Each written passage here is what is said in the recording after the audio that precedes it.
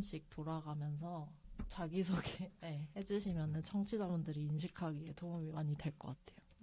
시작해볼까요? 저는 점장님한테 DM 보내서 팬입니다. 한번 참여해볼 수 있을까 해서 와, 오게 된 농부라고 합니다.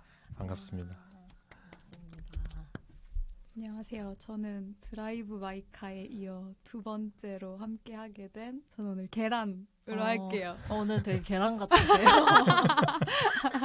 계란 네네. 반갑습니다. 반갑습니다. 네, 저도 드라이브 마이카에 같이 했다가 음. 2년 뒤에 돌아온 폴로 하겠습니다. 저는 반갑습니다. 일단 이거 주제 사실 선정할 때 처음에는 아노라를 하려고 했다가 농부님이랑 얘기를 하다가 그 감독 뭐 좋아하시는 아까 폴 토마스 앤더슨 말씀해주셨지만 이제 좋아하는 감독이나 뭐 싫어하는 감독 있냐고 여쭤봤는데 그때 션 베이커 되게 좋아한다고 하셨었나요? 아니요, 반대였고. 션 베이커를 안 좋아하신다고 맞아요. 하셨구나. 근데 사실 두 개 봤어요. 사실 아노라랑 그 플로리다 프로젝트. 아, 근데 둘 다 보면서 갸우뚱, 스큰둥. 근데 그런 영화가 막 너무 찬사를 받고 그러니까 더 싫어지는 그런 거 있잖아요. 뭔지 아시죠? 반골기질. 예. 저는 이제 헤어질 결심이 좀 그랬어가지고 그 두 개를 같이 좀 얘기해보면 재밌겠다 싶어서 일단 선정을 해봤어요. 제가 네네. 여쭤봤었잖아요. 네네네. 왜 같이 하는 거냐고. 네, 맞아요. 왜냐면 표현적으로는 이게 딱 묶이기 좀 힘든 두 영화잖아요. 근데 저는 아노라를 보면서 직업적으로 성매매를 하는 여성이 어떻게 사랑을 할 수 있는가에 대한 이야기로 받아들였었거든요. 거기에 좀 집중을 많이 해서 봤는데 헤어질 결심도 어쨌든 직장 내에서 일로 묶인 이성과 어떻게 사랑을 할 수 있는가에 대해서 이야기한다고 생각이 들어서 오 재밌겠다라는 생각을 했는데 사실은 그 두 영화를 싫어해서 고르신 거였다 그래가지고 그래서 오늘 진짜 재밌겠다라는 생각이 막. 근데 선정하고 나니까 이제 뜯어보면서 은근히 그런 식으로 겹치는 게 많아서 좀 재밌었어요. 혹시 계란님은? 둘 다 사랑에 대해 다루는 영화긴 하지만 제가 느낄 때 오히려 아노라는 되게 보편적인 이야기라고 생각했고 사랑에 대해서 그리고 헤어질 결심은 제가 느낄 땐 좀 판타지 같았거든요. 그래가지고 되게 궁금한 마음으로 오늘 왔어요. 저도 점장님하고 비슷하게 아노라는 굉장히 재밌게 봤고 헤어질 결심은 그 정도 아닌데 왜 이렇게 극찬을? 약간 이런 느낌이었어서. 근데 제가 이거를 보고 나서 느낀 게 조금 아노라는 직접적이잖아요. 표현이나 이런 것들이. 근데 헤어질 결심은 너무 은밀해서 솔직히 그 감정선을 좀 따라가기가 저는 힘들다고 느꼈는데 주변에 헤어질 결심 본 친구들 반응은 되게 그런 은밀한 거에서 더 감정을 크게 느낀 친구들이 있어서 저는 그게 되게 궁금하기도 하고 폴님은 어떠셨어요? 헤어질 결심 보면서? 저는 정말 좋았어요. 이 시기에 이 영화 정말 잘 만들었다라고 생각했어요. 은밀한 연애 막 이거에 대해서 얘기를 하셨는데 방금 든 생각이 헤어질 결심은 가정을 파괴하는 방향으로 가잖아요. 어쨌든 그쵸. 불륜인 거고. 근데 아노라는 가정을 구성하려고 노력하는 여성에 대한 이야기고 그렇기 때문에 가정을 구성하는 것은 그냥 인류 보편적으로 누구나 받아들일 수 있는 이야기인 거잖아요. 그래서 더 적극적으로 공격적으로 그거를 추구할 수 있었던 것 같고 그러니까 그 헤어질 결심이라는 것은 어쩔 수 없이 어쨌든 불륜의 감정인 거니까 그렇게 생각을 하니까 점장 아까 친구분 마음도 이해가 가네요. 근데 아까 그 시대적으로 그렇다고 하셨는데 그 시대랑 맞물려서 좋은 영화들이었다고 하신 게 어떤 걸 말씀하시는 건지 여쭤봐도 돼요? 아노라가 정말 시대를 잘 탄 영화라고 생각을 해요. 그러니까 그 영화를 보면서 한 90% 러닝 타임까지 왔을 때는 4점이었어요. 별점 5점 만점에. 근데 저는 마지막 씬을 보고 그게 5점으로 채워졌어요. 그게 어떤 걸 의미했냐면요. 성매매에 대해서 우리가 어떻게 이야기를 할 수 있는가. 성매매 하는 사람들에 대해서 우리가 얼마나 알고 있는가에 대해서 이야기할 때 부정적인 시각이나 어쨌든 사랑에 대해서는 정말 무지한 수 있다라는 편견을 가지기 쉽잖아요. 근데 그 사람이 사랑을 하는 데 있어서 어떤 장애물이 존재하는가에 대해서 그 결말이 이야기하고 있다고 느껴졌어요.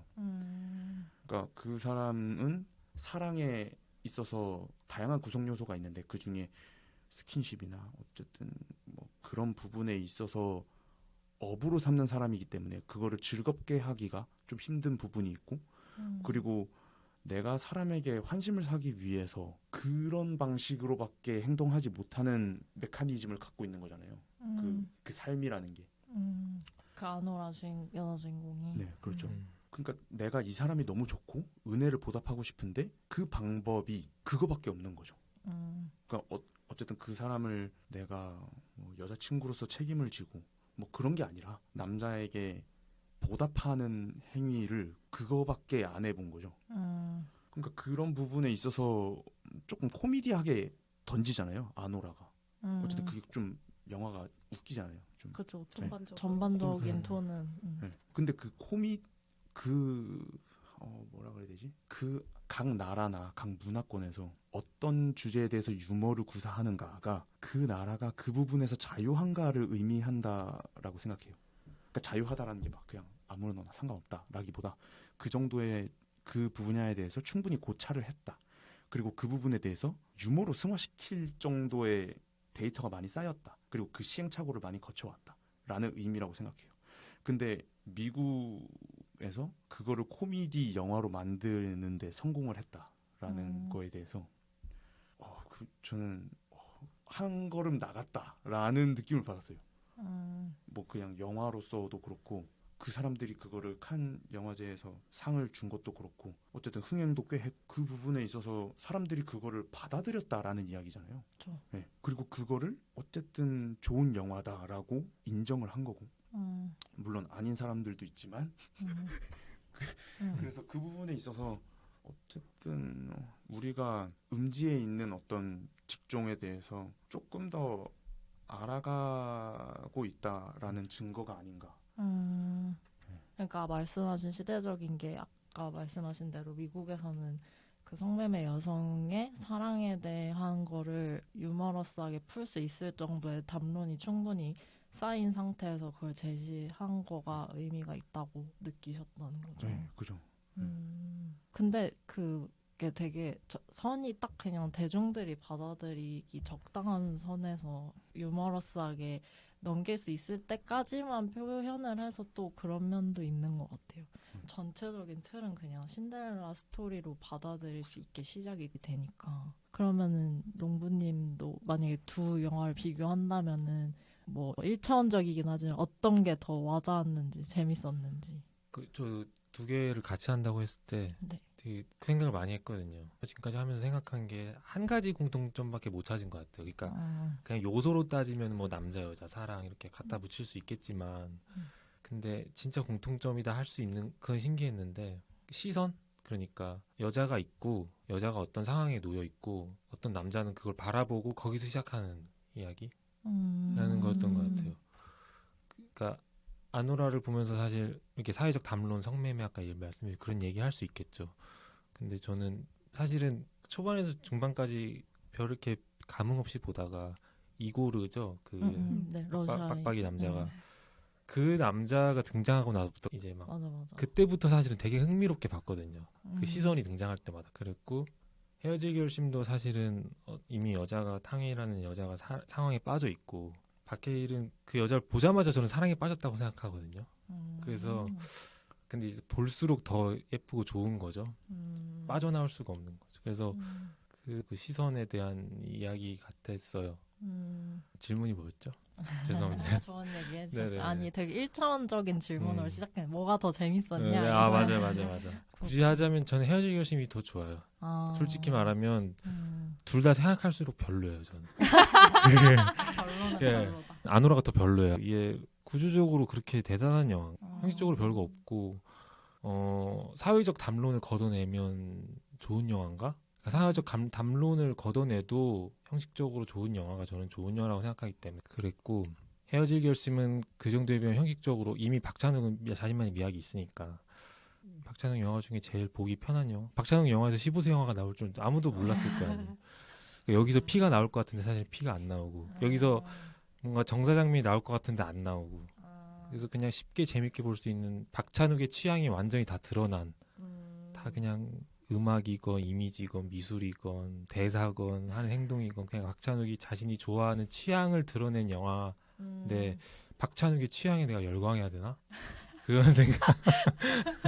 아, 뭐에 열광하세요? 그러니까 담론을 걷어내도 좋은 영화라는 거는 그러면은 그 영화라는 그 매체로서 뭔가 완성도 이런 걸 보시는 거예요? 그런 것 같아요.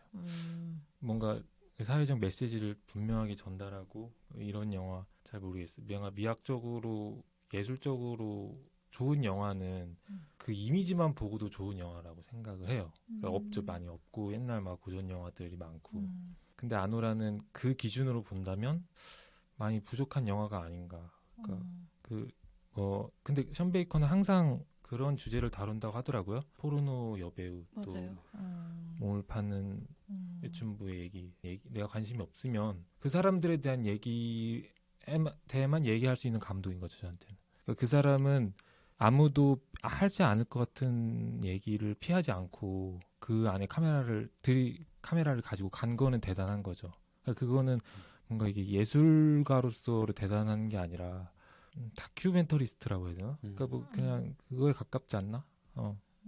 네. 실제로도 항상 전문 배우 아닌 분들을 기용해서 영화를 찍었었잖아요. 이번이 제일 약간 프로 배우들 음. 섭외해서 만든 상업 영화라고 하긴 하더라고요.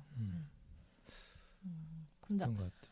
아까 다큐 얘기하셔서 조금 멀리 나간 얘기일 수도 있는데 영화과 수업 들었을 때 유대인 학살을 다루는 영화들에 대한 얘기를 하면서 그런 피해를 다루는 거는 다큐멘터리로서만 다뤄야 되고 이걸 드라마타이즈 하는 거는 윤리적이지 않다 이렇게 얘기를 하셨던 적이 있었거든요. 윤리적이지 않다고.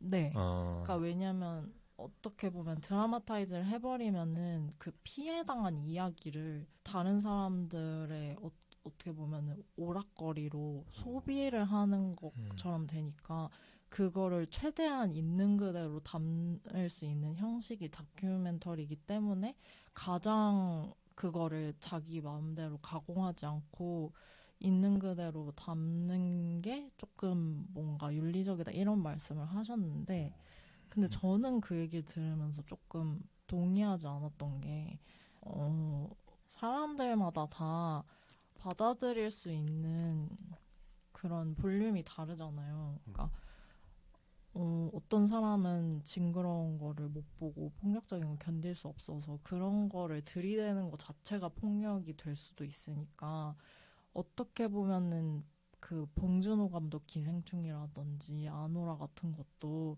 대중들이 소화할 수 있을 만큼 땅한 유의도 주면서 우리 사실 이런 거에 대해서도 생각해 볼 필요가 있어라고 적당히 씹어서 넘겨주는 느낌이라 상업용 배우들 기용해서 만들고 이런 게 저는 접근성을 낮추면서 담론을 형성하는데 되게 나름의 역할을 했다고 생각해서 저는 좀 기생충이랑 비슷하게 네, 좋았다고 생각을 했어요. 네. 근데 아까 들으면서 플로리스타 프로젝트가 많이 생각나는데, 근데 저는 솔직히 아노라는 좀 더 성숙해졌다고 생각해요. 플로리스타 프로젝트에서 제일 최악이었던 거는 그 갑자기 거기로 그 애들이 마지막에 그 디즈니월드를 향해 달려가잖아요. 네. 저는 그게 너무 무책임한 것 같아요. 아이들한테 꿈을 심어주고 싶고 그런 거 알겠는데 그 순간 이 영화가 너무 싫어졌거든요. 저는 그건 너무 무책임한 선택이었던 것 같아요. 그 영화는 선택이고 편집이잖아요. 근데 아노라는 어떤 그 비극이 하나 완성된 것 같아서, 그러니까 무책임하게 인물을 이렇게 떠나보내는 게 아니라 그게 그 가장 슬프고 어떻게 보면 비극적이고 진실된 순간인 것 같은 거를 가까이 이렇게 서서히 다가가잖아요. 그런 점은 되게 성숙해진 영화다라고 생각했어요. 이고르가 반지를 주고 그 반지에 대한 대가로서 내가 해줄 수 있는, 아까 말씀하셨듯이 내가 해줄 수 있는 것을 한다. 저는 거기서 약간 머리를 맞은 것 같긴 했어요. 이 영화를 좋아하는 것과 별개로 뭔가 그 진실을 보여준 듯한 느낌. 예, 이 사회를 보여준 어떤 단면을 봤다라는 느낌이 들었거든요.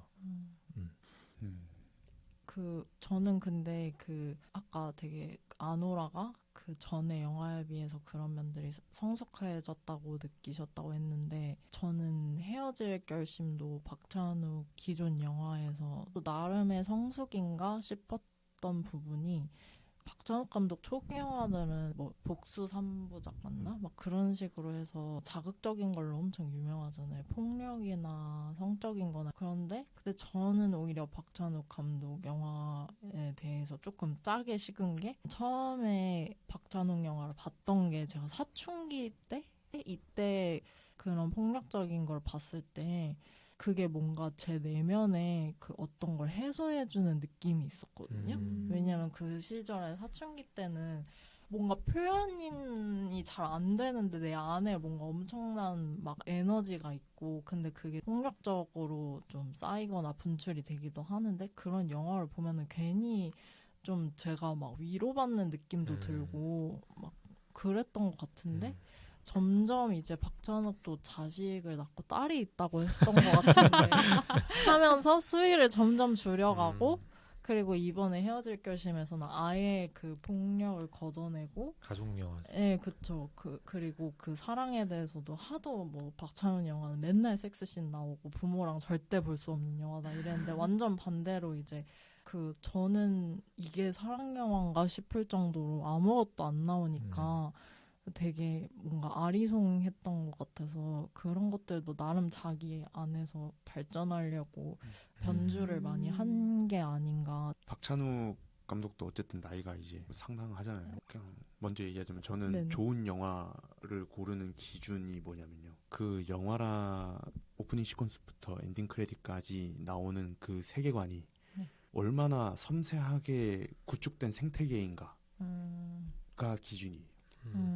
그래서 그게 유기적으로 작동하는가 아니면은 그냥 단순하게 뭐 8비트처럼 이렇게 딱딱 끊어진 생태계인가, 저는 그거를 정말 중요하게 생각하는데, 박찬욱 감독의 영화도 그 진짜 아까 얘기했던 그 어린 시절부터 이렇게 올라오면서 장르와 뭐 색깔 뭐 그리고 미장센 그리고 그 세계관이 선명하긴 하지만 해상도가 높다라는 느낌을 못 받았거든요.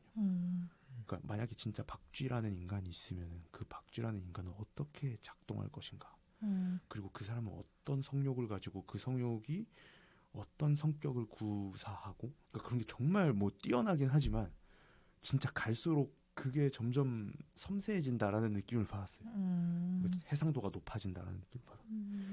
그래서 헤어질 결심도 그 뭐 정사신이나 뭐 어떤 스킨십이 없지만 그게 그 사랑과 그 마음, 그 사람의 생각이 꽤 잘 전달된 이유는 그 생태계가 너무 잘 구축이 돼 있기 때문에 한 장면만 봐도 그 생태계에 대해서 알 수 있다. 그러니까 저는 그렇게 생각해요. 그러니까 그 생태계가 이미 잘 구축이 돼 있으면은 굳이 정사신을 보여주지 않아도 그 사람들이 얼마나 서로를 갈구하는지 충분히 표현할 수 있다라고 생각해요. 그래서 그 점에서 아까 얘기하셨던 그 헤어질 결심이 진짜 어른들은 뭐 다들 그거를 느끼지 않았을까요? 물론 그 스킨십이나 어른이 못 됐나. 아니 그게 아니고 아니. 그러니까 그래서 저는 그게 궁금하기도 해요. 그게 왜 서로 사랑에 빠질 수 있었는지, 혹은 사랑에 빠진 거에 동의하지 않더라도 탕웨이가 설애죠. 네, 맞아요. 그러니까 왜 좋아하게 됐을까 알 것 같아라고 묻고 싶긴 해요. 보는 사람마다.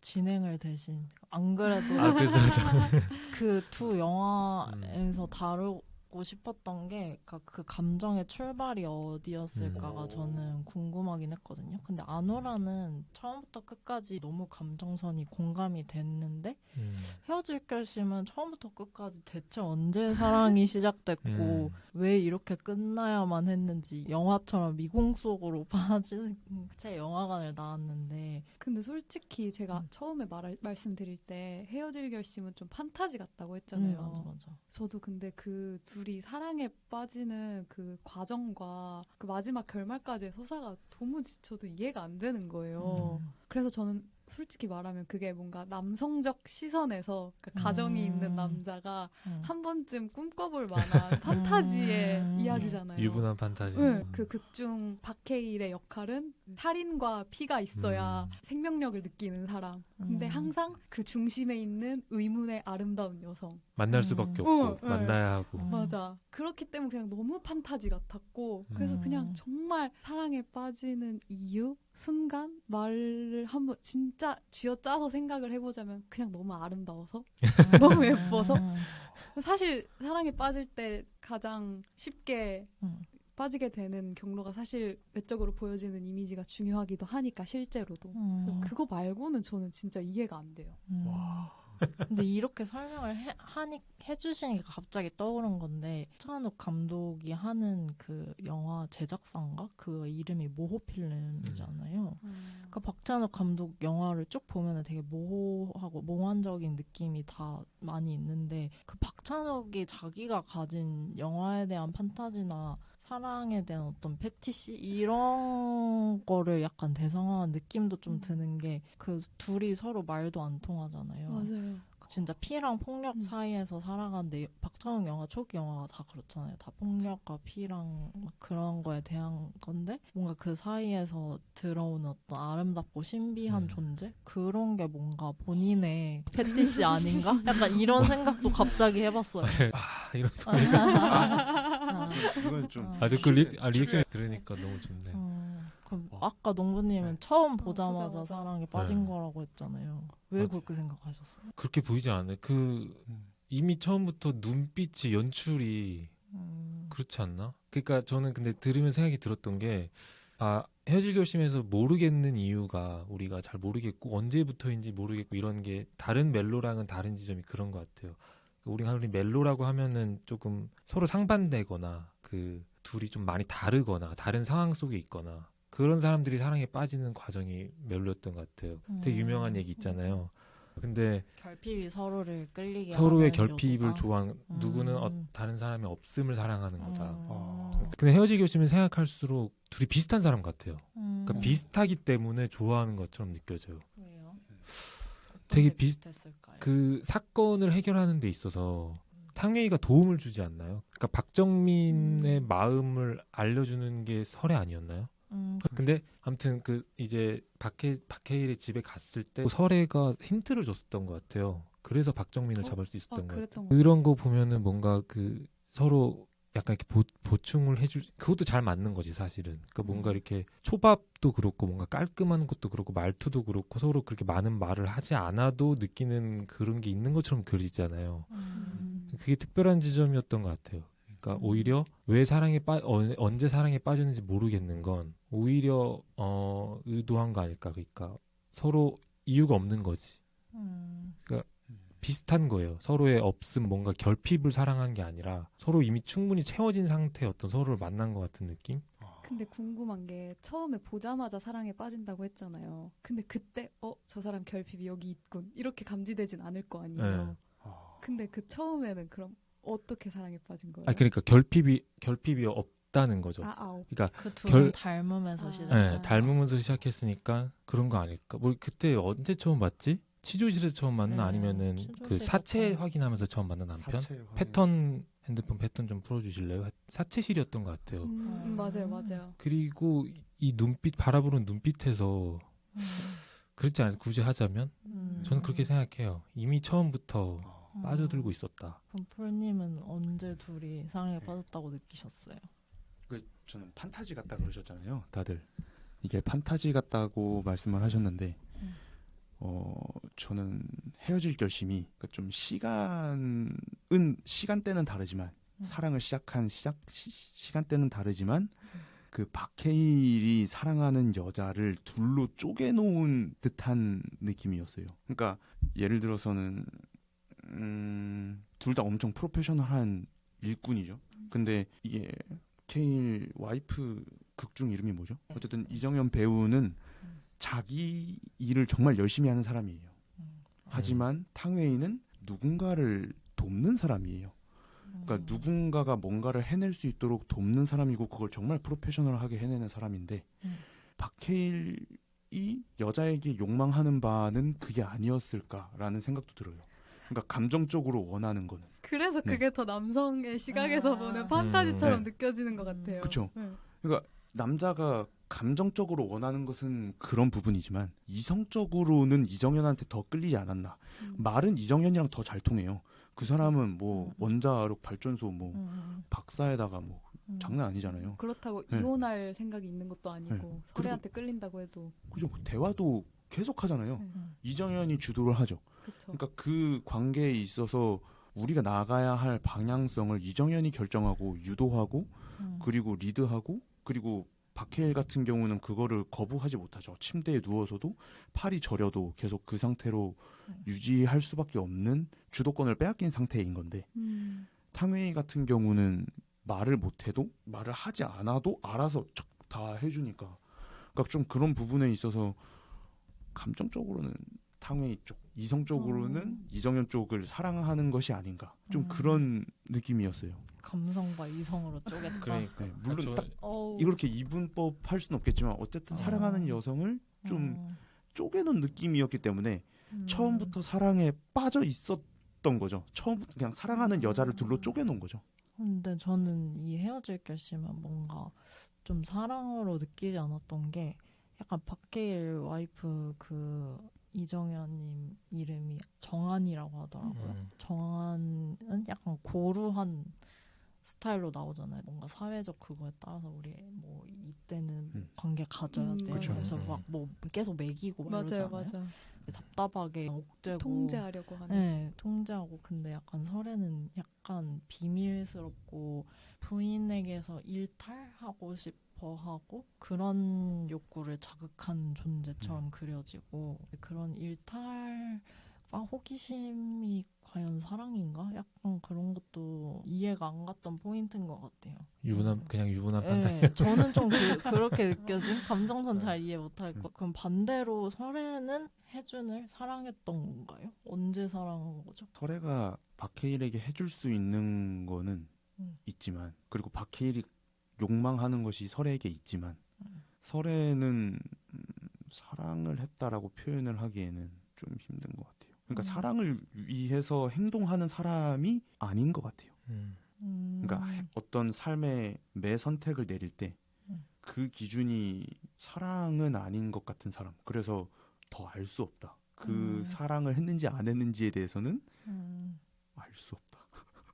그럼 어떤 동기로 행동을 하는 사람이라고 추측하셨나요? 설에는? 생존 아닐까요? 생존 네. 맞지? 그러니까 그 생존을 하기 위해서 내가 가지고 있는 요소들이 남자에게 어떻게 반응하는지 잘 알고 있는 여성으로서 그거를 도구로 잘 이용할 수 있는 사람. 생존을 위해서. 그건 네. 너무 아노라랑 겹치네요. 아노라에서도 그 아노라가 이반하고 사랑에 빠지는 순간이 저는 처음에 이제 이반이 내 여자친구 할래? 하면서 자기가 원하는 그거를 계속 던지잖아요. 막 반지 해달라, 돈 얼마 달라 하는데 그거 너무 이제 숭덩숭덩 잘 주고 내가 그거보다 더 줄 수 있는데 이러면서 농담하고 그런 게 너무 유쾌해 보이고 그러니까 아까 농부님이 그 결핍에서 서로의 없음을 사랑한다고 했는데 근데 아노라는 이제 이반이 자기한테 줄 수 있는 모든 걸 다 가지고 있고 그러니까 이제 그렇게 처음에는 유쾌하게 시작했다가 어느 순간 그게 좀 진지하게 바뀌는 것 같은 그런 게 저는 되게 공감이 갔거든요. 네, 동의하시나요? 그러니까 이반은 어쨌든 정말 엄격한 엄마 아래서 자랐잖아요. 그리고 자기가 피땀 흘려서 번지 않은 돈으로 살아가고 있고 그리고 그리고 그 돈에 대한 가치를 육체적으로 느끼지 못한 상태인 거잖아요. 그냥 물리적으로 그 돈의 가치를 모르는 상태인 거잖아요. 그렇기 때문에 내가 나한테 순종하는 그런 여자를 봤을 때 그 재화를 막 투자를 한 거고 그 투자 금액에 대한 가치를 모르고 네. 근데 질문이 뭐였죠? 질문이요? 네. 그 뭐 네. 사랑에 빠지는 네. 순간이 이제 네. 뭐 아, 헤어질 예, 결심은 서로 닮음이라고 아까 네. 농부님 말씀하셨는데 네. 근데 아노라는 보면은 아까 원래 말씀하신 그 결핍에서 시작되는 거랑 네, 네. 그냥 부합을 하는 스토리였던 것 같다. 감정의 맞아요. 시발점이. 네, 그거. 그래서 네, 그 엄마 때문에 이렇게 팍 밀려 있던 그 반작용으로 이렇게 쫙 튀어나온 게 아닌가. 저 똑같이 네, 진짜 그렇게 생각해요. 근데 아노라가 그렇게 막 순종적이었나? 그렇진 않지 않나요? 맞아요. 맞아. 네. 하지만 통제할 수 있는 영역, 돈으로. 그러니까 내가 얘를 컨트롤할 수 있다. 부모와 다르게. 이반이 그렇게까지 막 생각을 많이 해서 막 내가 얘를 통제할 수 있으니까 얘랑 결혼을 해야겠지 이럴 만큼의 되게 합리적인 사고를 하는 친구인가요? 되게 감정이 이끌리는 친구 아니에요? 나 지금 아노라 너무 예뻐. 그리고 얘와 함께하는 시간 너무 짜릿해. 나랑 결혼해. 이런 스타일 아닌가? 그 사실 애죠. 응. 그냥 완전 중학생 같잖아요. 맞아요. 진짜. 맞아. 몸도 그렇고 맞아. 풀도 조금. 빨갛고. 그렇죠. 맞아. 그냥 어떤 그 누군가의 시간을 살 수 있는 어떤 도구였다고 생각해요 저는. 그러니까 초반에는 파티를 하고 막 즐겁게 보는 시간, 음악이 막 이렇게 엄청 파티 음악 이렇게 하면서 즐겁게 보내는 시간이 있는 뒤에 그 다음에 이제 결혼을 무효시키려는 그 사람들이 오고 나서는 완전히 그 뭐라고 해야 되나 그 실제 타임을 거의 보여주는 듯한 시간으로 이렇게 확 압축이 느리게 가잖아요. 그건 일부러 그랬던 거죠. 그러니까 시간에 관한 이야기, 그러니까 시간을 돈으로 살 수 있는 이야기고, 그러면은 그 시간에 아노라는 시간이 곧 돈이잖아. 나는 뭐 몇 시간 동안 너랑 이렇게 그 시간이 이렇게 그 돈으로 환산이 되다가 그 이제 결혼이 무효될 때까지의 그 느린 시간들을 완전히 보여준 거는 그런 그 의도된 연출인 거죠. 그러네요. 네. 그래서 그게 지겨운 사람들도 있을 거고 잘 안 가는 사람도 있을 거고 이게 확 대비되면서 막 이렇게 보는 것도 있는 거죠. 그러니까 저는 사실 아노라에는 사랑이 껴들 자리는 잘 없다고 생각해요. 뭐냐면은 제 생각인데 이고르도 사실은 하청 뭐라고 해야 되나 그거잖아요. 고용된 사람이잖아요. 그러니까 그 사람도 지금 시급이 얼마일지 모르겠지만 뭐라고 하지 용역이잖아요. 네, 용역 알바잖아요. 그러니까 뭔가 그 용역으로서 자기 시간이 어떤 얼마치의 그 작은 돈으로 계산되는 사람으로서의 그 동질감이라고 해야 되나? 어떤 연대감이 느껴지는 거에 저는 가깝게 봤거든요. 사랑 모르겠어요. 자신을 보는 듯한 그 눈의 동정심이자 곧 나를 보는 것 같은 거지 않았나. 그러니까 여자로서 매력이 있고 그런 걸 수도 있죠. 분명히 그렇겠죠. 그래서 반지를 준 걸 수도 있죠. 그것도 있겠지만 영화에서 그려진 제가 보는 모습은 그 어떤 거울을 보는 듯한 그 모습이었던 것 같아요. 그래서 저는 그렇게 생각했어요. 네. 그러니까 사랑은 헤어질 결심처럼 아무 이유 없이 그냥 이렇게 사랑에 빠지는 거를 사랑으로 멜로를 그리고 이거는 사랑이 아니라 뭔가 네. 저는 근데 농부님 이야기 들으면서 오히려 더 그 아노라가 진짜 사랑 영화라고 생각을 한 게 동질감에서 비롯되는 호기심으로 사랑으로 되게 커지기도 하고 그렇죠. 저는 오히려 그래서 아노라가 더 진짜 진한 사랑 얘기인 것 같은데 그리고 뭔가 아노라가 이반하고 사랑에 빠지는 과정도 처음에는 그냥 고객 그리고 나한테 큰 돈을 주니까 내가 최선을 다해서 환대를 해드리는 서비스를 응해드리는 고객으로 바라보다가 어느 순간 그냥 무장해제 되잖아요. 근데 그게 저는 그냥 단순히 물질적인 거에서 오는 그런 속물적인 마음은 아니었다 생각하거든요. 그냥 정말 순수하게 무장해제 된 거라고 생각하는데 그렇기 때문에 오히려 아노라도 그런 측면으로 접근하면 아노라야말로 진짜 이유 없이 그냥 좋은 거 이런 걸로 볼 수 있지 않나?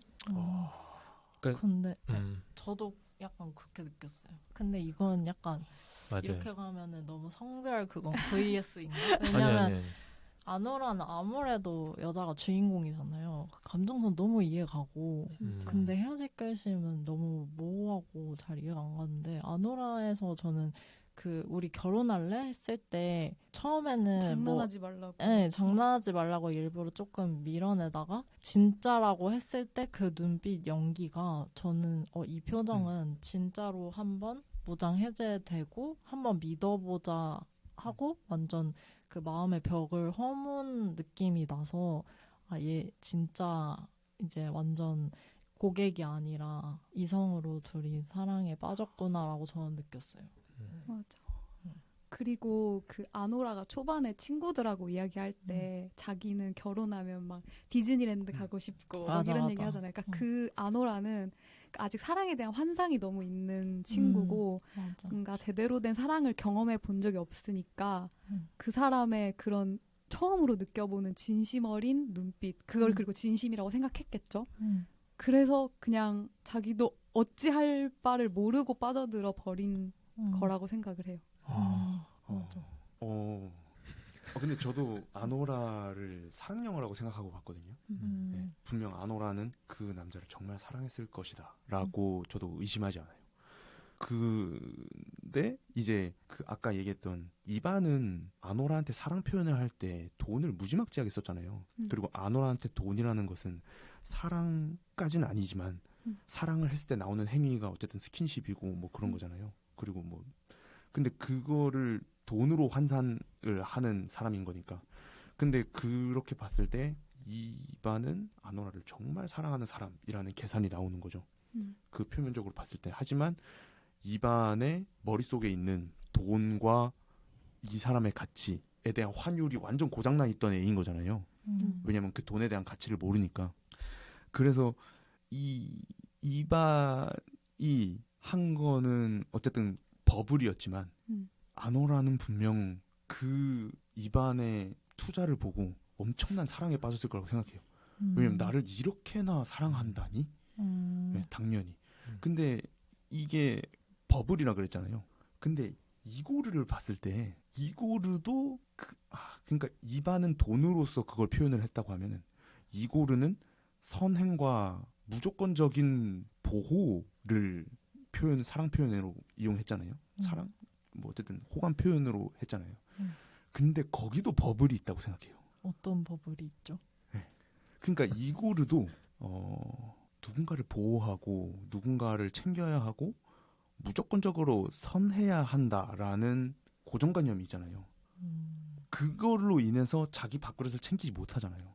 과하게 그거를 추구하잖아요. 선행을? 그쵸. 어떤 지점에서 그렇게 생각하셨어요? 그 이게, 영화 속에서? 딱 내가 선한 마음이 있다. 그래서 어떤 행동을 한다. 이거잖아요. 보통 사람들은. 근데 내가 선한 마음은 한 1 정도인데 그 선한 행동이 한 10 정도 되는 거죠. 이고르는. 그게 어디서 느껴졌냐면요. 아노라가 이고르한테 너는 강간범의 눈을 가졌어라고 얘기를 한단 말이에요. 네. 근데 저는 너무 공감됐어요. 거기서. 갑자기? 봤을 때 강간범 같았는데 저걸 얘기해주네. 네. 이런 느낌? 그러니까 그 사람이 강간범이라기보다 이고르는 사실 아노라를 보고 똑같이 섹시하다고 생각을 하고 정말 이쁜 여성이다라고 생각을 했지만 그거에 대해서 공격적으로 접근하거나 적극적으로 표현을 할 용기가 없는 사람이고 그거를 합리화하기 위해서 여자는 보호되어야 한다고 과하게 생각을 하는 사람이라고 생각해요. 그리고 저는 가식이다. 저도 그런 사람이에요. 그래서 정말 그게 공감이 많이 갔어요. 그러니까 저가 여자한테 다가가지 못하고 여자한테 적극적으로 대쉬하지 못하는 이유가 어쨌든 여자를 보호하기 그러니까 젠틀하기 위함이다라고 포장을 하는 경우가 있거든요. 저도. 근데 이고르 같은 경우는 그게 과하게 드러나는 부분이 아노라를 보호한 것이라고 아노라를 처음에 엄청 막 폭력적으로 제압을 하거든요. 물론 어쩔 수 없는 상황이었고 그게 프로다운 행동이었지만 그거에 대해서 어떻게 생각하느냐라는 이야기를 할 때 너를 보호한 거야. 대사가 정확하게 생각이 안 나요. 하지만 그게 절대 너를 다치게 한 게 아니다. 그러니까 맞는 말이었거든요. 텍스트적으로는 그냥 논리적으로는 전혀 뭐 문제 없는 말이었어요. 그냥 너를 보호한 거고 어쩔 수 없는 상황이었고 그게 맞는데 그 뉘앙스에서 그거에 대해서 고마워해야 된다. 너가 아픈 거 그거는 뭐 그게 정확하게 대사 기억이 안 나가지고 그 얘기를 못 하겠는데 어쨌든 이고르는 그걸 좀 과하게 추구하고 있다. 네? 그게 또 뭐랑 이어진다고 생각을 하냐면요. 자기 밥벌이를 하고 있느냐. 그러니까 자기가 선하려고 그러니까 자기가 살아가면서 추구해야 할 가치들이 있잖아요. 사회에 기여하기 위해선 어느 정도 사이코패스가 돼야 된다고 생각해요. 네. 어느 정도 내 이익을 챙기기 위해서 이기적으로 굴어야 되는 거죠. 근데 선한 쪽으로 과치중되면서 자기 밥벌이를 못한다라고 생각을 한 게 할머니 차를 타고 다녀요. 이고르가. 네. 근데 아노라가 그 차를 보고 너는 이 차를 닮았다라고 표현을 하거든요. 네. 그러니까 아직 이고르는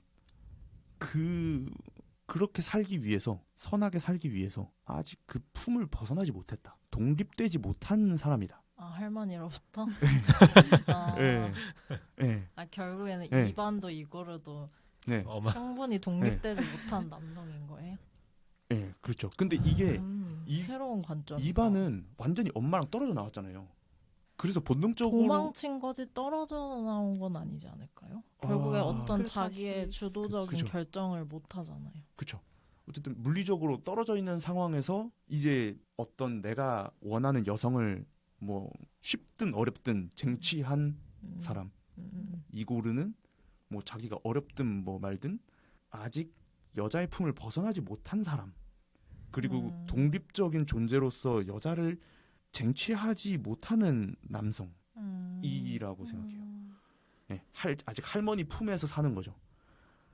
그 차 안에서. 그래서 어쨌든 그 차 안에서 그런 마지막 엔딩 씬이 이루어지고 결국 뭔가 잘 안 되잖아요. 그러니까 뭔가 잘 안 된다라고 생각을 하셨구나. 근데 그거는 네. 열린 결말로 남아있지 그쵸. 않나요? 그쵸. 네. 그러니까 그쵸. 네, 동근님 어떤 얘기? 그래서 저는 아까 뭐가 진짜 사랑이고 이런 얘기 했잖아요. 근데 저는 그게 사실은 되게 너무 유효하지 않은 얘기 같아요. 그러니까 진짜 사랑이 뭐냐를 정의할 수 없을 뿐더러 그렇죠. 그리고 어떤 이야기는 사랑을 하는 것처럼 누군가 마음에 들어야 한 것부터 시작해서 나아가는 얘기라면 이거는 그게 끝이잖아요. 마음을 확인한 게 아노라는 끝으로 나잖아요. 그러니까 뭐가 사랑이냐 아니냐는 사실은 그거는 우리가 보이는 것만, 그러니까 영화는 보이는 거니까 보이고 들리는 것만으로 판단하기에는 너무 많은 그게 있는 거죠. 그러니까 사실은 예. 근데 저는 사실은 아노라 아까 얘기해 주신 게 공감이 조금 안 됐던 게 생각할수록 되게 구조적인 얘기 같아요. 그러니까 눈에 보이는 게 단 거예요. 아노라는 되게 단순하고 구조적인 얘기인 거예요. 그러니까 뭔가 여자를 쟁취하고 사랑을 하고 독립적이고 이런 것보다는 아주 어리고 돈 많은 어느 하나의 진짜 아무 철없는 중학생 같은 애가 있고 그치만 돈으로 살 수 있는 근데 노동자로서 찾아갖고 시키는 것만 해야 되지만 저 여자를 누구보다 가까이서 혹은 멀리서 바라볼 수 있는 남자가 있는 거죠. 네. 그리고 뭔가 모르겠어요. 그 노동자로서 저는 노동자 연대 같은 이야기처럼 들리거든요. 그러니까 사랑에 빠지죠. 그런데 똑같은 얘기 계속 하는 것 같아요. 그러니까 이거는 자기 자신을 본 거예요. 어떤 시간으로 사여지는 여자를 내가 겪지는 않았지만 어떤 노동자가 나랑 완전 다른 세계에 있지만 비슷한 급의 노동자가 겪는 어떤 수모와 시간들을 바라보면서 션 베이컨 항상 그런 이야기를 그리지 않나. 결국 사랑 그런 것도 어떤 연대에서 비롯되는 거 아닌가. 그렇게 생각했어요. 그러니까 보이지 않는 사랑 어떤 멜로 뭔가 품고 그런 거는 션 베이컨 감독은 관심이 없지 않았나? 구조를 보여주고 싶은 감독이었지. 마음을 보여주는 감독은 아니다. 미시적인 게 아니라 되게 거시적인 구조로 막 이렇게 찍을 줄 아는 감독이다라 처음 느껴져요, 저는. 근데 실제로 감정도 그 구조에서 떨어질 수 있느냐라고 생각했을 때 저는 공감 갔던 게, 저 옛날에 친구랑 아기 때는 격 없이 지내다가 점점 고등학생이 대학생이 되니까 그 친구랑 저랑 공통 분모가 되게 많았지만 이제 그 경제적인 차이가 생기면서 너무 인간적으로도 불편해지는 게 너무 많은 거예요. 감정 상하는 일도 많고. 그러니까 예를 들자면은 이제 너무 당연하게 내 친구니까 내가 더 돈이 많으니까 뭘 같이 하자고 했을 때 못한다고 하면 내가 돈 더 내고 이런 거에 대해 아무런 처음에 불만이 없었는데 서로 이게 너무 격차가 벌어지고 서로 이제 나는 내 나름대로 돈으로 배려한다고 생각하고 그 상대방이 나를 배려하지 않는다고 생각하고 근데 또 상대방도 그렇게 비슷하게 느꼈을 수 있죠. 내가 못한다고 했는데 왜 그거를 해야만 시간을 공유할 수 있지. 이런 것들이 좀 생기면서 저는 이제 결국에는 경제적 수준이 비슷한 친구들이랑 결국에 뭔가 제가 그걸 의식하지 않았는데도 내가 자연스럽게 그게 마음이 너무 편하고 그리고 또 너무 나를 사주는 사람이랑 같이 있으면 제가 또 불편하더라고요. 뭔가 빚지는 느낌이 들고 그래서 뭔가 그런 거가 결국엔 감정이랑 그게 떨어질 수 있나라는 생각이 들면서 이제 그런 것도 결국 구조적인 얘기이긴 하지만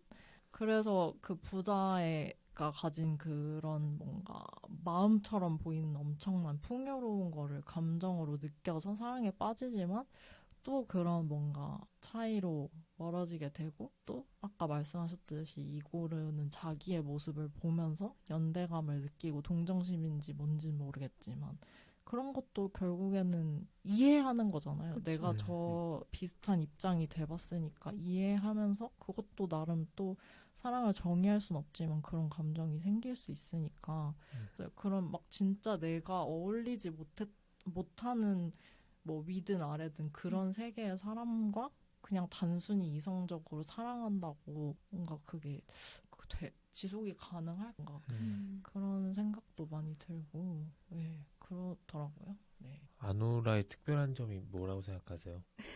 근데 저는 아노라에게 공감이 너무 많이 됐고 감정이입이 진짜 많이 됐단 말이에요. 그리고 그 마지막 차에서의 그 엔딩 장면을 처음 봤을 때 그 이고르와의 그 장면이 내가 뭔가 어떤 보답을 그 환대를 받았을 때 보답을 해줄 수 있는 게 이것밖에 없기 때문에 무너지는 아노라 이렇게 처음에 봐서 그 뭔가 아노라가 너무 안쓰럽고 뭔가 그것 때문에 너무 슬펐다가 두 번째 봤을 때는 션 베이커가 항상 그 성노동자에 대한 이야기를 하잖아요. 그래서 왜 저 사람은 항상 저들의 이야기를 하고 싶은 걸까에 대해 항상 생각을 했었는데 두 번째 보면서 션 베이커가 말하고 싶었던 건 그 성노동자들도 그냥 보편적인 사람이구나. 똑같은 거구나 라는 말을 하고 싶었다고 생각했던 이유가 결국에 아노라가 그 이고르의 품 안에서 무너지면서 우는 이유는 막 내가 줄 수 있는 게 이거밖에 없고 내가 지금까지 해왔던 게 이거밖에 없고 이런 문제가 아니라 어쨌든 나를 너무 행복하게 해줬고 내가 너무 사랑했던 사람이 한순간에 나를 배신하고 떠났고 그래서 그걸 확인하려고 끝까지 쫓아갔는데 결국 그는 우린 여기까지야 하고 매몰차게 떠나버렸잖아요. 그러면 보편적으로 사람이 사랑을 잃었을 때 무너지고 슬프고 속상하고 거기에 막 함몰돼서 막 펑펑 울고 이러는 게 정상인데 아노라는 그런 시간이 주어지지가 않았잖아요.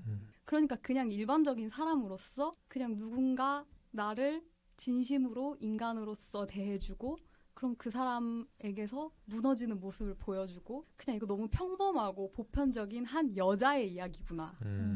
이렇게 받아들이면서 너무 아노라의 마음에 공감이 갔고 그래서 더 이상 이제는 그 아노라라는 사람을 그 성노동자가 아니라 그냥 사람 그리고 아노라의 본명 그냥 애니로 이렇게 보이더라고요.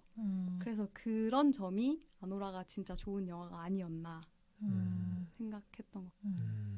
근데 계란님이 그 드라이브 마이카 참여하셔서 그런지 근데 그때 계란님이 약간 감정 표현에 있어서 거침이 없는 편인 것 같다라는 얘기를 그때 하셨던 것 같거든요. 그 아노라 애니도 비슷한 것 같거든요. 그러니까 춤에 되게 프로페셔널하고 춤추는 장면이 되게 많이 나오는데 그런 육체적인 표현에 되게 능숙한 사람 같고 같고 그렇게 또 사랑을 표현하는 사람이 아닐까 생각을 하는데 근데 그런 자기의 사랑 표현 방식이 이제 약간 그 돈벌이랑 연관이 되면서 되게 그 균열이 일어나는 그 정신적으로 그런 거를 마지막 장면에서 저도 같이 덩달아 느끼게 되는 거예요. 어쨌든 성행위도 가장 끝단에 뭔가 사랑 표현이라고 생각하는데 그게 곧 돈벌이랑 연결될 때 약간 왜 좋아하는 일도 일이 되면은 뭐 싫어진다 이런 얘기가 있는데 그 사이에서의 약간 혼란이나 균열이나 사랑을 하는 행위인데 동시에 상처를 받는 그런 감정이 되게 저는 엄청 와닿아가지고 갑자기 눈물이 막 잘잘 나는 거예요.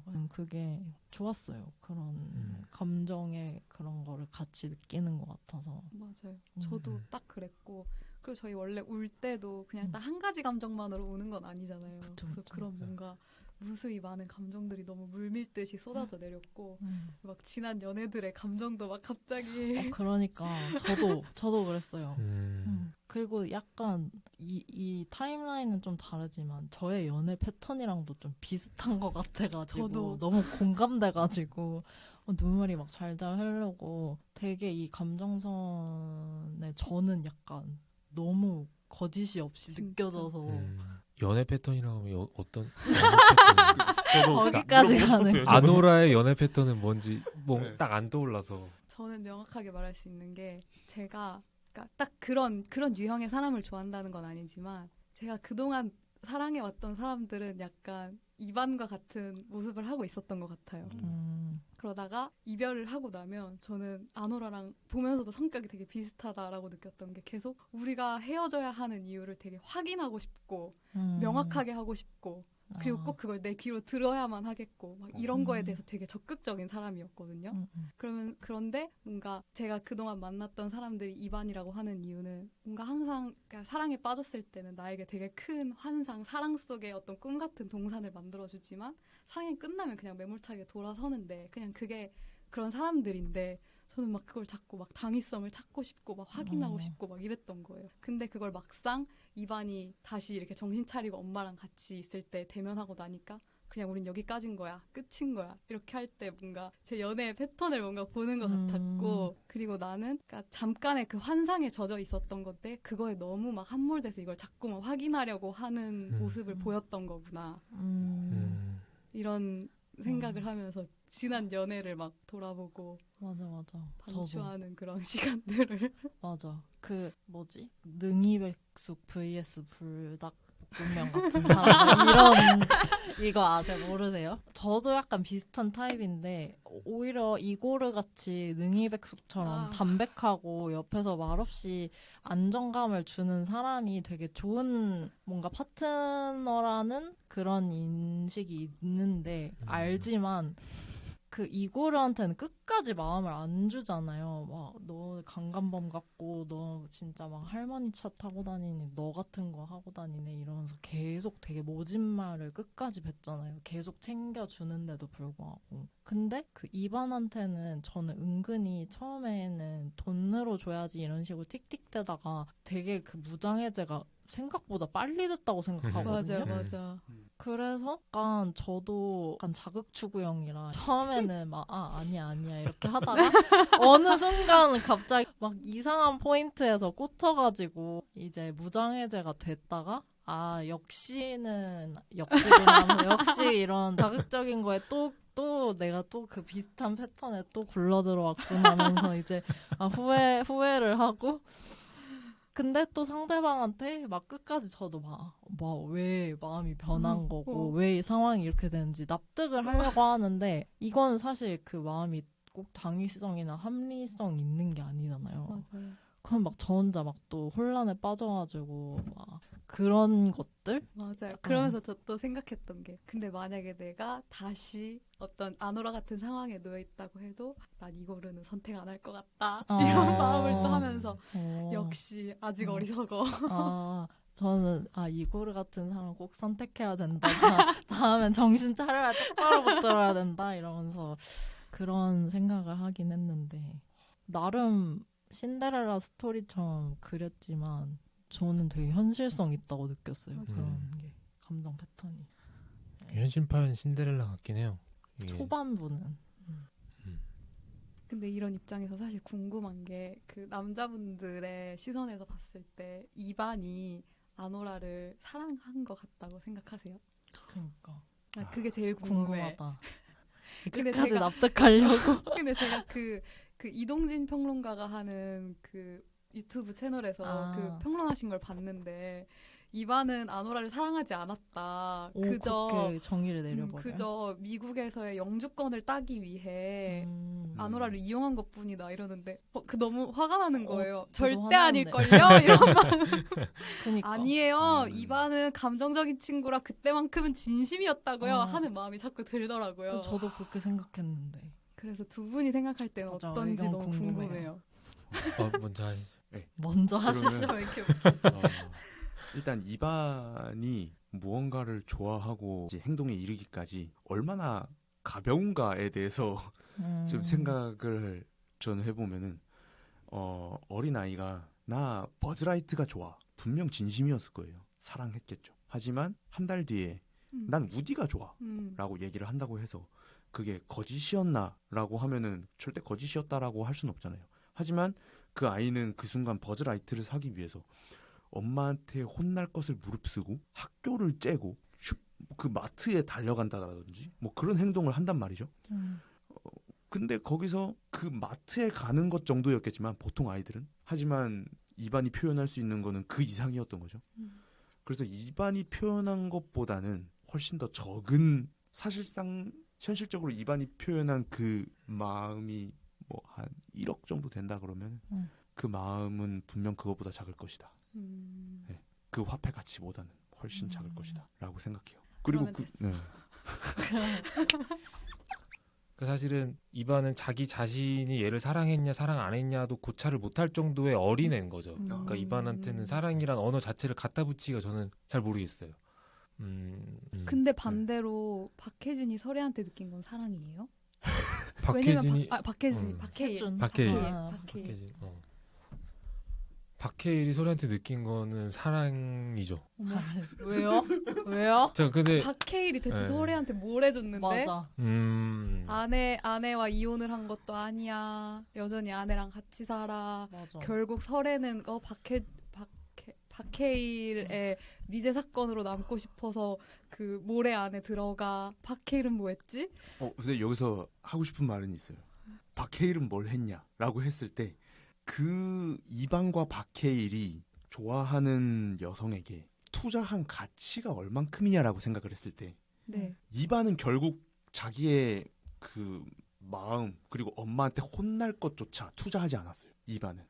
하지만 박해일은 와이프가 있음에도 불구하고 투자를 했어요. 뭘 투자? 마음을? 어쨌든 뭐 다가가고 뭐 이렇게 찾아가고 뭐 이렇게 말을 건네고 뭐 자꾸 뭔가를 하려 그랬죠. 그러니까 이반은 돈을 보여줬고 박해일은 마음을 보여줬다. 마음이 그러니까 보이나? 근데 이게 보이는 건 돈 있네. 그거를 환산을 저희가 해야죠. 그러니까 이반에게 그 돈이 얼마나 가치가 있는가, 그리고 박해일에게 그 시간이 그리고 그 용기가 얼마나 가치가 있는가, 얼만큼의 용기가 필요하고 얼만큼의 에너지를 투자했는가라고 봤을 때 이반과 박해일은 비교하기가 좀 그렇죠. 이반은 정말 쉬운 액션이었어요. 그게 너무나도 쉬운 액션이었죠. 그리고 이반은 사실 아노라가 아니어도 됐다라는 것을 후반부에 보여줬잖아요. 아노라 친구한테 그렇죠. 돈 내고. 네. 그렇기 때문에 얼만큼의 가치를 투자했는가를 봤을 때는 그런 눈빛으로 네, 박해일은 그래도 사랑에 조금 더 가까이 다가가지 않았나. 그러니까 이게 영화는 보이는 게 다잖아요. 그러니까 얘가 얘를 진짜 사랑했냐 이 말은 너무 어렵고 너무 주관적이고 사실은 영화에서 많이 벗어나는 얘기처럼 느껴지긴 해요. 그러니까 이렇게 다가가야 되지 않나 싶어요. 저한테 아노라가 특별했던 거는 그 용역들이 찾아와서 그 용역들이랑 이제 거의 로드무비 형식으로 진행되잖아요. 이제는. 근데 뭔가 이렇게 점점 얘네들이 아노라를 막 이렇게 잡아야 되는 어떤 존재가 아니라 뭔가 이렇게 비슷해지는 시기가 느껴지는 게 있거든요. 어느 순간 밖에서 맞아요. 일렬로 서 있었나 뭐 이렇게 길을 걷고 밥도 있었나. 먹고. 네, 같이 밥도 먹고 그런 시간이었던 것 같아요. 그러니까 거기서는 더욱더 이제는 이반의 자리는 저한테는 보이지 않는 거. 용역들이 어떻게 일렬화되고 어떤 시간 속에 있고 어떻게 시간이 달라졌고 거기서 특히 이고르의 마음은 어떻게 그 노동자들의 연대와 그 여자로서의 다가가고 싶은 그 마음 어떻게 그게 복잡화됐냐지 사랑이 끼어들 자리가 이고르는 그 아노라에는 없지 않나 그런 생각이 들어요. 근데 헤어질 결심 일단 뭐 해주는 알겠어요. 뭐 첫눈에 반했던지. 근데 저는 계속 이해가 안 가는 게 그 설애의 마음과 심리는 뭐였을까? 그 감정선은 대체 뭘까? 그거는 진짜 미궁이에요. 그건 맞아. 그리고 갑자기 좀 미묘하게 이제 진행되다가 마지막에 그렇게 폭력적으로 자신이 어떤 미제 사건의 하나가 됨으로써 그 혜준의 마음에 약간 영원히 남겠다는 전 그것도 솔직히 무서웠거든요. 그래서 제가 계속 생각하는 내내 떠오르는 대사가 있었는데 근데 이게 되게 많은 말을 해주는 것 같아요. 그 설애가 날 사랑한다고 말하는 순간 당신의 사랑이 끝났고 당신의 사랑이 끝나는 순간 내 사랑이 시작됐죠. 근데 저는 사실 그 대사 하는 타이밍도 좀 뜬금이 없어요. 그러니까 이것도 좀 그러니까 똑같이 뭐 어려운 얘기인 것 같아요. 그러니까 결국 각자 그 사람 사랑은 정의가 다 다르고 심지어 박찬욱이 얘기하는 사랑은 대부분 보편적인 사랑은 아니기 때문에 그렇기 때문에 당연히 우리의 상식으로는 이해되지 않는 좀 극단적인 사랑인 경우가 많은 것이고 설애가 어쨌든 자기 삶 속에서 추구할 수밖에 없었던 사랑은 좀 그러니까 통제받는 간섭받는 사랑이었다고 생각해요. 왜냐하면은 설애는 계속 누군가를 도와주잖아요. 간병인으로서. 하지만 그게 일방적인 사랑이잖아요. 그렇기 때문에 누군가에게 이렇게 자 할머니 이렇게 하세요 이게 아니라 그거를 받을 수 있는 관계는 없었기 때문에 어쨌든 누군가에게 구속되고 너 이거 이렇게 하자라는 게 결핍이 되어 있었다라고 생각해요. 근데 박해일은 오로지 범죄자에게만 그렇게 행동을 하고 그렇기 때문에 박해일에게 구속되기 위해서는 그런 선택을 할 수밖에 없지 않았나. 그게 딱 들어맞았기 때문에 박해일과 설애가 탁 사랑에 빠졌다라고 생각해요. 그래서 계속 혜준한테 구속되기 위해서 살인을 하고 그러는 건가요? 근데 중간에 그게 약간 막 수영장 같은 데서 살인하는 장면이 나오지 않나요? 살해당한 남자. 맞아. 그 두 번째 남편. 그거는 왜 살해당하냐면 탕웨이가 말하잖아요. 아, 저 여자 참 불쌍하구나. 그냥 불쌍한 일이 벌어지는 거죠. 여자한테는 설애한테는 좋은 남자를 못 찾는 거죠. 그러니까 나쁜 남자만 계속 꼬이는 거고. 그러니까 이 헤어질 결심은 생각할수록 박찬욱의 취향이 그냥 맘껏 들어간 영화인 것 같아요. 그러니까 멜로라는 걸 하는 데 있어서 박찬욱이 좋아하는 멜로 이루어질 수 없어. 왜 이루어질 수 없냐? 그 금기를 계속해서 집어넣는 영화인 거지. 이미 박해일은 아내가 있다는 장치도 그렇고 뭔가 형사랑 범죄자라는 어떤 선이 있는 관계인 것도 그렇고 또 여러모로 다 그러니까 이제 실제로 지역이 이제 2부에서는 분간 그거 되기도 하잖아요. 그러니까 한 남녀가 서로 아무 이유 없이 끌리는 순간이 있어. 이 이야기는 그런 이야기야. 그런데 이루어질 수 없어. 왜? 하면서 그 자기가 좋아하는 어떤 변태적인 금기를 계속해서 집어넣는 영화인 거죠. 어디서 그렇게 사람들은 열광하는 걸까 이 영화에 그런 포인트가 궁금하긴 하더라. 제 생각에 그 열광하는 사람들은 덕후 같은 느낌인 것 같아요. 오히려 사랑에 대한 진심 어린 고찰, 뭐 사랑은 무엇일까가 아니라 되게 자극적인 어떤 그 섹슈얼리티가 근데 자극적인 건 끝까지 가지 않고 되게 그 손끝이 스칠만한 것 같은 그런 사랑의 모습을 자극적으로 계속 보여주는 거죠. 너무 로맨틱하고 잘생기고 우아한 남녀가 그런데 그 우아한 남녀가 서로 비슷한 우아한 남녀인데 너무 다른 상황에 있고 이루어질 수가 없어. 계속 손끝만 이렇게 스치는 모습만 보여주는 거에서 막 짜릿함을 느끼는 거 아닌가. 그러면 그건가? 가가위 감독 영화 중에 왜 옆집에 홍콩에서 옆집 살면 화양연화? 한국판 화양연화 감성으로 이해하면 될까요? 화양연화도 러브씬이 없는데 맞아. 취향 같은 것들을 공유하고 그것도 이제 부인과 남편이 서로 이제 불륜을 하고 있고 근데 자신들마저 불륜을 하면 안 될 것만 같은 그쵸. 그거를 공간적으로 되게 막 좁아가지고 지금 들으니까 그런 느낌이 많이 그런 거 아닐까요? 그러니까 화양연은 되게 끈적한 얘기잖아요. 막 그쵸. 그 습한 곳에서 스칠 듯 말 듯한 살결과 자꾸 마주치는 순간 그런 것들이 이미지적으로 되게 그 공기가 느껴지는 거라면 여기서는 그 대사, 어떤 조그마한 막 초밥을 차려지는 행동, 막 칫솔 깔끔하게 해주는 어떤 이런 거에서 우아함을 느끼는 거 아닌가. 그러니까 막 이터널 선샤인 같은 거에서의 사랑에 대한 고찰에 대한 영화가 아니라 이거는 만화 같은 거죠. 그러니까. 그러니까 사랑이 뭐야를 보여줄 때 헤어질심을 보여주면 안 되고 이터널 선샤인을 보여줘야 되고 그냥 재밌는 어떤 그 뭔가 이 자극이 계속되는 어떤 스칠 듯 말 듯한 섹슈얼리티를 느끼고 싶으면 헤어질 결심을 보여줘야 되는 거 아닌가. 되게 재밌는 오락 영화인 거죠. 그러니까. 그 사람이 느끼는 자극의 차이인 건가? 저는 그런 닿을 듯 말 듯해서 어떤 자극도 느껴지지 않아요. 그러니까 그런 사람도 많을 것 같아요. 맞아. 저도 그런 편이었던 것 같아요. 근데 어쨌든 둘 다 약간 그 정통 멜로를 한번 꼰 약간 형식적으로든 좀 한번 꼰 영화들 같아서 네, 재밌었던 것 같아요. 네. 그리고 뭔가 남 주인공 둘이 이렇게 뭔가 움직이는 리듬이나 템포도 너무 막 연극적이잖아요. 되게 딱딱 맞춰 있고 각 같은 것도. 그러니까 연극적이라 그러셨잖아요. 그 요즘 느끼는 게 좀 한국에서 이제 좀 대단한 감독들이 연극적으로 이렇게 대사를 쓰면은 상을 타요. 기생충도 그래요. 네, 오히려 헤어질 결심. 이질적인 느낌이. 외국인들이 보기에 그쵸. 그거 번역이 돼서 들어오지 않으니까. 근데 그 에너지는 느껴지잖아요. 그렇죠. 표현이 되니까. 그쵸. 그래서 상을 탄 거죠. 근데 딴소리긴 한데 그 아카데미였는지 뭐 여주연상 그 후보의 서브스턴스 데미 무어랑 아노라 마이키 메디슨이 받아가지고 되게 논란이 많더라고요. 근데 저는 그때 상 받았을 때까지는 서브스턴스만 봐서 진짜 현실판 서브스턴스인가 이제 젊고 예쁜 사람한테 상 주나 했는데 아노라를 실제로 보고 나니까 그 이후에 그냥 진짜 그냥 눈에 보이는 스킬로 봤을 때 서브스턴스보다 뭔가 아노라에서 이것저것 막 춤이라던가 막 감정이라던가 이게 기승전결이 워낙 폭이 넓디다 보니까 그냥 스킬적으로 굉장히 보여준 게 많아서 그냥 이런 거를 되게 평가를 많이 했나? 그런 생각도 들어서 되게 그냥 그런 거를 다 보는 재미도 있었던 것 같아요. 액션이랑 춤이랑 뭐 감정 그 연기랑 마지막에 드라마까지 맞아. 확실하게. 그래서 대단하다 생각이 들긴 맞아요. 했어요. 네. 엔딩은 진짜 그냥 진짜 대단했습니다.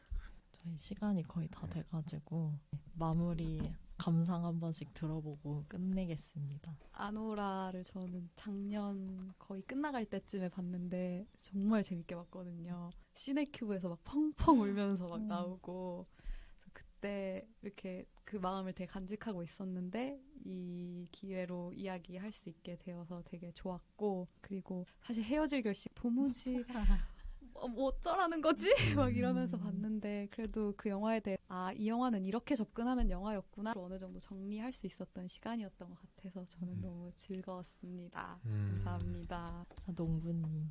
저 이런 처음 녹음해보는데 너무 재밌었고 얘기를 하면서 이렇게 확실하게 내가 이렇게 느꼈구나 혹은 이렇게 생각할 수도 있겠구나 떠오르니까 영화를 떠오른다는 건 되게 부지런하고 되게 삶이 바쁠수록 그렇게 안 되는 것 같아요. 그래서 많이 느끼고 생각하고 싶다면 영화 평의점에 나오라. 갑자기 홍보를. 대형 팟캐스트가 되는 그날까지. 화이팅. 네, 재밌었습니다. 네. 감사해요. 폴님. 그러니까 예전이라 그러기에는 한 번 나왔지만 그때는 정말 사랑하는 영화를 했잖아요. 근데 이번에 너무 입체적이었던 것 같아요. 그러니까 다양하게 뭐 이렇게 남자 입장, 여자 입장도 얘기해 볼 수 있고 좋아하는 쪽, 싫어하는 쪽도 얘기해 볼 수 있고 이번에 너무 입체적이어가지고 저희도 뭔가 농이 근 것 같다. 그 사이에 두 개 엮어서 하니까 더 그랬을 수도 있을 것 같아요. 맞아요. 두 분 드라이브 마이카 참여해주셨는데 너무 오랜만에 봐서 너무 반가웠고 그리고 농부님처럼 이제 청취자를 모시는 이런 날이 이렇게 빨리 올 줄을 몰랐는데 들어주셔서 너무 감사하고 업로드하면 주변에 많이 홍보해주세요. 언제 업로드하는? 또 2년 뒤에 업로드요? 아니에요. 여기도 시간이 달라요. 여기도 노동자의 다른 시간. 아니요, 요즘 AI가 대단한 발전을 일으켜서 네, 빠른 시간에 업로드해보도록 하겠습니다. 좋습니다. 너무 수고 많으셨습니다. 수고하셨습니다. 수고하셨습니다. 또 뵙겠습니다. 감사합니다.